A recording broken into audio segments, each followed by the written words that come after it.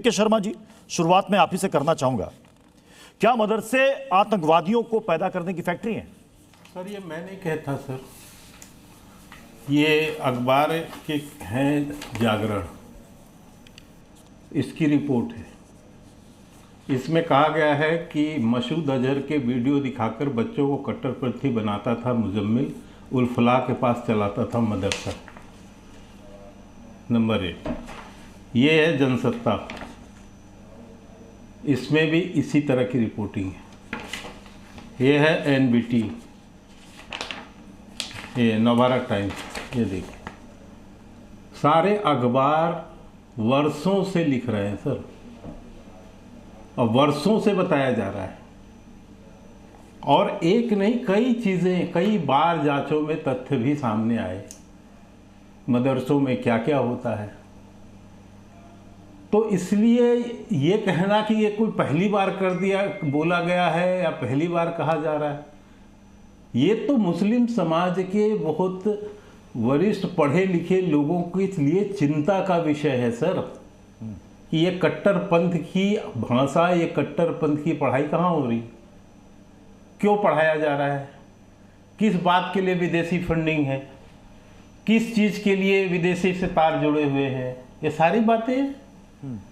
और ये केवल यहाँ नहीं हो रहा सर, नेपाल में भी इसी तरह, खैर उसका उदाहरण की जरूरत नहीं, मैं तो अपने देश की बात बता रहा हूँ।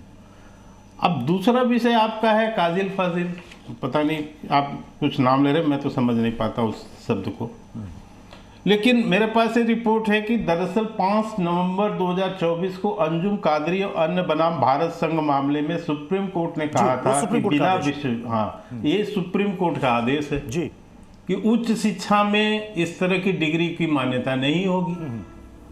तो उत्तर प्रदेश सरकार क्या गलत कर रही है सर, सर्वोच्च न्यायालय के जो है आदेश को मानकर? आप तो सर्वोच्च न्यायालय तक लड़े हैं ना, पहले आप हाई कोर्ट में लड़े होंगे, फिर आप सिविल कोर्ट लड़े होंगे, हाई कोर्ट लड़े होंगे, फिर सुप्रीम कोर्ट गए होंगे।